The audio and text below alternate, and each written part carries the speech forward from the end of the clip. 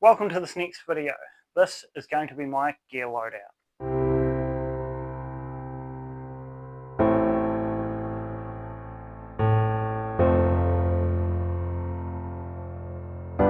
So in this video we're going to be looking at all the gear that I use. Well, not all of it, but most of it. We're going to go over the duty belt, the vest, the rifle and the pistol.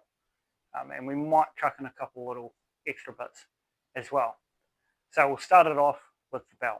This is my heavy duty belt.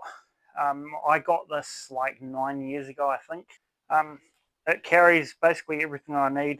I've got two speed loader pouches that are on my right hip. I've got two admin pouches, which is where I keep like my phones, my keys, because I always carry my phones with me just in case things happen and you need a phone. I can also keep like notebooks, pens in there for the more milsim kind of events where you need to have pen and paper on you. Drink bottle holder, it's the only thing that's not black, which is kind of funny, but I just haven't got around to getting them. My radio pouch, which I use a Baofeng. They're just reliable radios. A lot of people give them shit, but I don't find any problems with them. Yes, when you get a bit far away or if you're in really dense forest, they tend not to work as well, but I think all radios do that.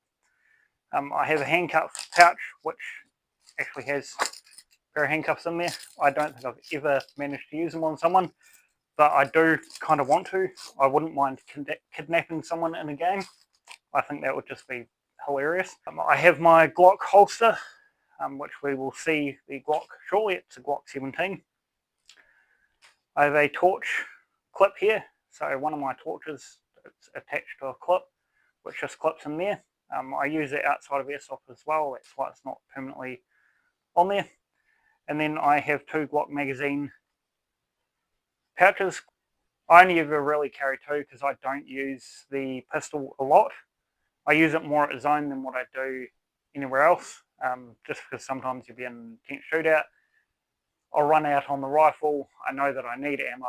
My pistol's on my hip, so it saves my ass basically. Or I'll just do it for giggles. But that is the belt. It's really sturdy. It's nice and comfortable. Although this plastic clip does every now and then tend to want to come undone. I just need to find a way to stop it from coming undone when I really don't want it to. So this is my Circa heavy duty tactical vest. This thing is an absolute beast. I absolutely love it. It's nice and comfortable, fits nice and snug.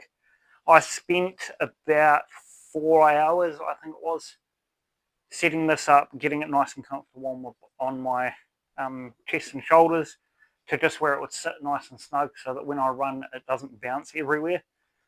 It's got a front plate carrier in it, which just actually helps keep it a bit more snug. I do want to chuck one in the back, but I just haven't got around to doing it. It's not weighted or anything. I'm not one of those people that would do weights in it, but that's fine. I have sling for my rifle. It's just a very basic sort of, I think you'd call that a 1 point. So it's just threaded through the shoulder straps and around the back, and it has a little bit of spring to it, so there is a bit of movement. It works. It doesn't drop the rifle. My last one did. I'd be running along and suddenly it would come out of the clip, which was annoying.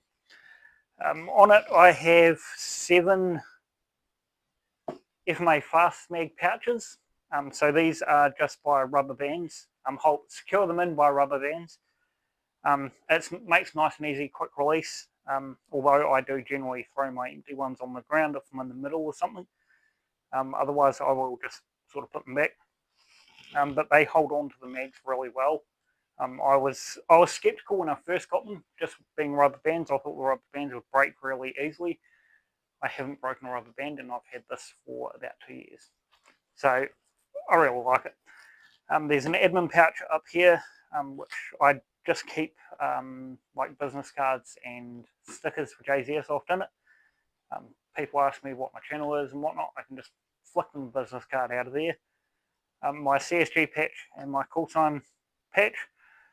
On here, I also have a mole clip for the GoPro. So if I ever want to do like a body cam style video or have some body cam style footage in there, that's where that comes in handy. That's it. That's attached to this. I do have a police patch on the back of it, which was kindly donated to by one of the staff from Unlimited Airsoft. He was getting rid of a bunch of patches. I saw that one and was like, I'll have it. Yeah, that's my vest. I'll definitely recommend using these ones. They're just really nice, comfortable. Now onto the pistol. I use a Glock 17 from Tokyo Muri. This is only a Springer, so you've got to cock it every time you fire, but that's fine. I don't use it sort of as a primary pistol or anything like that, so I didn't see the point in having like a gas blowback or HPA or anything. It just sort of saves my ass when I need it to save my ass, or if I don't want to shoot people point blank in the face with a rifle, I'll use this instead.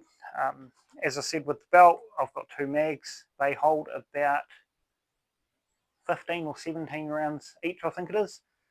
So it's always plenty. Every now and then I'll surprise myself because I'll go through a whole mag, but that doesn't happen very often. It's really accurate for a Springer. It's got a pretty good decent. It's fairly accurate for a Springer. It's got good distance on it. I mean, it's not going to shoot 100 meters, but it gets the targets that I want it to get that are sort of further away. There has been the odd shot that I've managed to get that's sort of been further than I've thought it has been. I haven't expected it to get it, but it has. It's saved my ass so many times when the rifle has run out of ammo. Now onto the rifle. Here I have a G&G CM16 carbine. This thing is an absolute animal. Even stock, they're really good. I haven't mucked around with it too much. It has had some upgrades done into the internals, like the gearbox. That's had some, I think, brass bushings were put into it. A couple of other little things that are just sort of minor tweaks. It now has a MOSFET in it to help with the power usage through the trigger, because I was having some misfiring issues like quite a lot. That was done sort of to try and help with that, which it has. I absolutely love it. I've also got a front grip handle thing, whatever you'd call those things. I can't remember. This is just because I was always sick of holding it sort of like that. I found I had better control using the handle. So yeah, I found it actually does work. Sometimes I do still revert back to the old school, but that's fine. I have a torch on the front of it, which is currently broken. The glass was shot out at its own. I only just realised, so I wouldn't even know when it happened. I have a red dot on the top of it with another GoPro mount that I've got, so I can have, if I want to, I can have 3 GoPros going at the same time. One on my head, one on my chest, and one on the gun itself.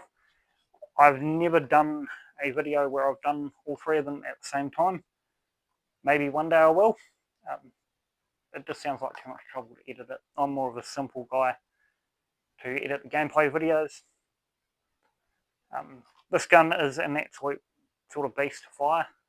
It's really accurate. Ever since it's had some of the work done to the internals, it stays accurate longer. I'm getting some long shots sort of dead accurate that I wouldn't have got sort of just straight off the shelf. I've used it at events like Oz1 and Unity Ops, and it's performed as I would want it to, if not better.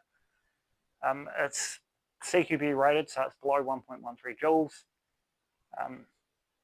And yeah, it's an absolute beast of a gun for a very basic G&G CM16. A lot of clubs use these as rentals. That's half the reason why I got one. I used a rental at, I think it was CSG. It was a G&G CM16. I'm pretty sure that was what their ones are.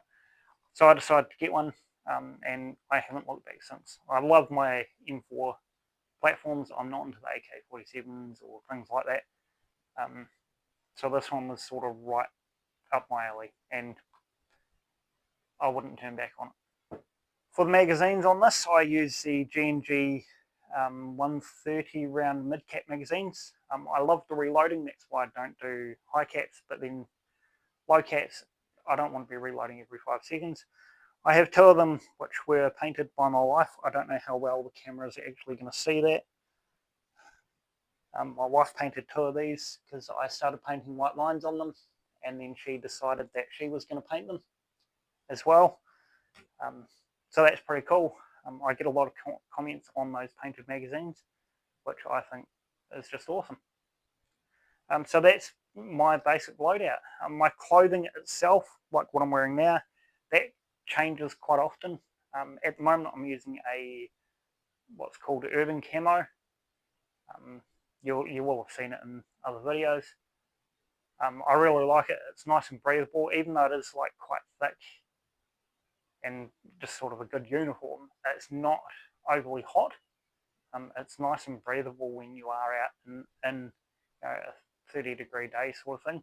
But then at the same time, sometimes I'll just go with like jeans and a hoodie kind of thing. It all really depends on my mood, or sometimes there's themed games where using urban camo isn't appropriate. So I might chuck on a suit, or just my hoodie and jeans, or things like that.